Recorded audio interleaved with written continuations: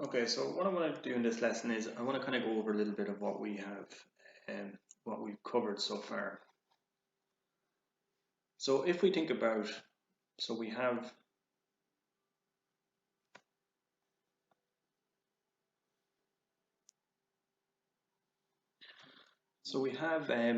old stars,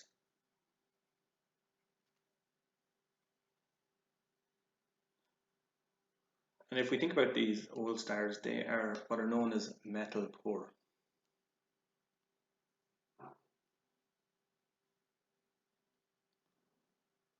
And they can be used as a way to study the early universe.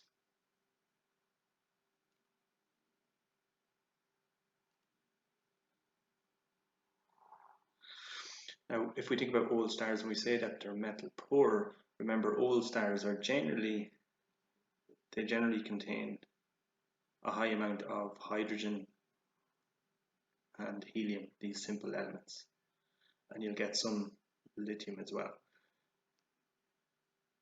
And what happens is over time they go through the life cycle of a star, and helium gets fused, hydrogen gets fused into helium, and then helium gets fused into more complicated elements, and those more complicated elements get fused even further as well through the life cycle of the proton. And then what happens is you get more and more heavier elements formed.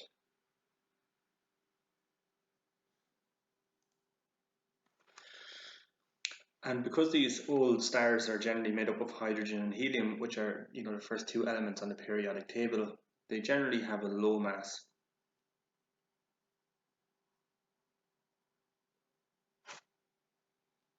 So they're roughly between 0.6 to 0.8, what's known as solar masses. So it's a symbol for solar mass. And if we think about a solar mass, that's just the mass of, like for example, one solar mass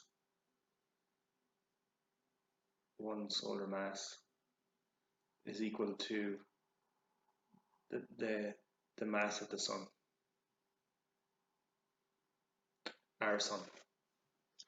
So these old, let's say, hydrogen and helium stars are generally low mass, and they're about 60 to 80% the mass of our sun. So they're smaller than our sun.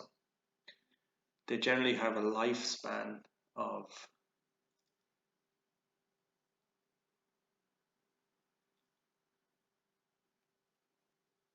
roughly 15 to 20 billion years.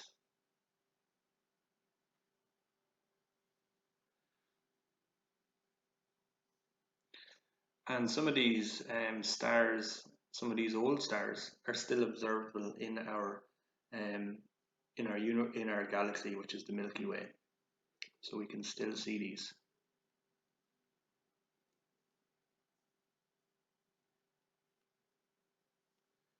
In our Milky Way. So if we think about the Milky Way then, so this here is what looks like the Milky Way. Where some are kind of here within this disk. And then within the middle here you have a huge massive black hole, and it is rotating everything around it. So imagine our whole solar system is contained within this tiny speck here. So a way to kind of think about this system that we have, so in the middle we have this kind of like a bulge, and we have there's a massive black hole within this bulge. So we can call this the bulge.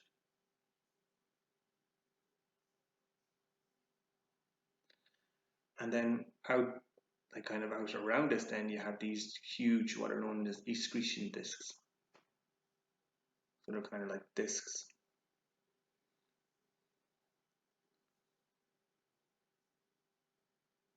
Something like this.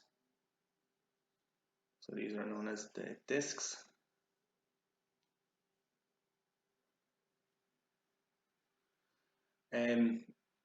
So we have, let's say, within the middle here, we have this massive black hole.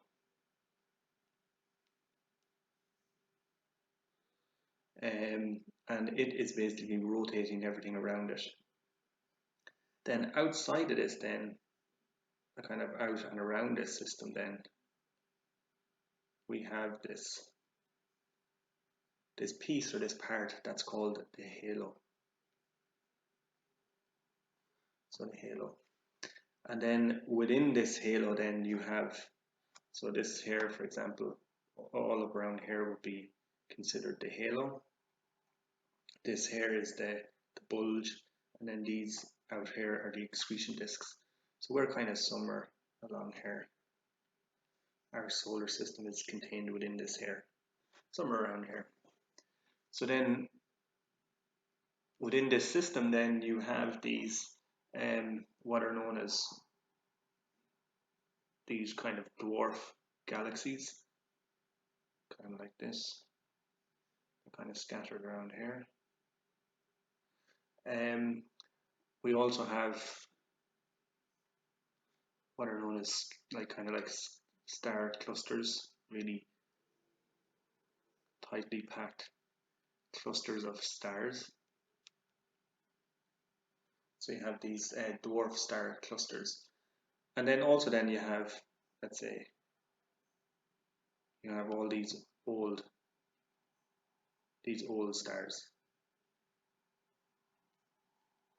So we can start to kind of look at these old stars. And remember, within this disk, we have our whole solar system. You have all the planets, the sun, and everything else, and it's kind of just contained in here, kind of within this tiny little speck here. So this is, so what we can actually do then, let's say from this vantage point, we can look out into space through telescopes. So let's say we can see here, like so, and we can, we can examine, and we can use microscopes, we can use telescopes to, look within these regions of space. And we can study these old stars, and we can use this technique called spectrophotometry, and we can look at the light that's given off by those old stars. And we can start to look at the, the structure, the content of the stars, and then we can start to look at, possible evolution processes, what happened. If we think, like, let's say then within this disk in here, so this is like a galaxy. So this is our galaxy that has formed.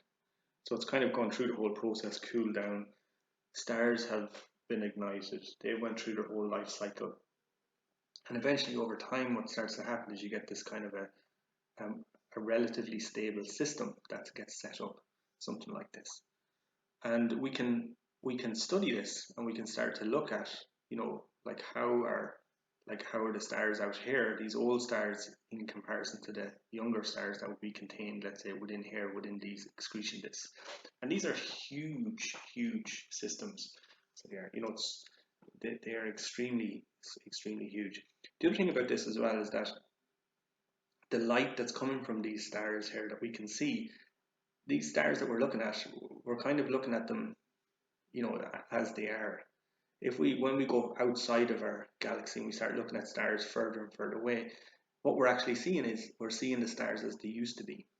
So you can imagine, if you're talking, millions of light years away, it takes that long for light to travel and to reach us.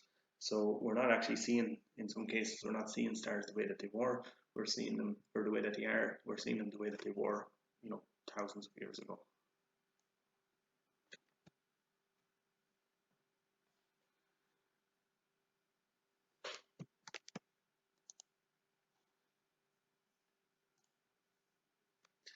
And if we think about, like, how this kind of system forms as well. So generally what you'll have is you'll have all of these smaller systems, like so. So imagine these are smaller systems, and these smaller systems will kind of come together and they'll form bigger systems. So imagine these are like smaller star systems, and they'll come together and they'll form bigger systems. And then what will happen is these bigger systems then will come together, for example, and they'll form like a galaxy, for example, like our Milky Way, something like this. But it's a constantly evolving kind of a process that happens, and these systems are huge. They're absolutely massive. And what happens is over time they come together, they collide, there's a lot of disruption, and then eventually what happens is they start to kind of settle down, and they form these like orderly kind of systems that are formed as well. So this will be just a kind of quick overview of like the archaeology, if you like, of our system. So hopefully that makes sense, and that's just to kind of give you just a kind of brief overview of our galaxy and kind of like what it looks like, and we can start to study in a little bit more detail in the next subsequent lessons. Okay, so thank you for listening.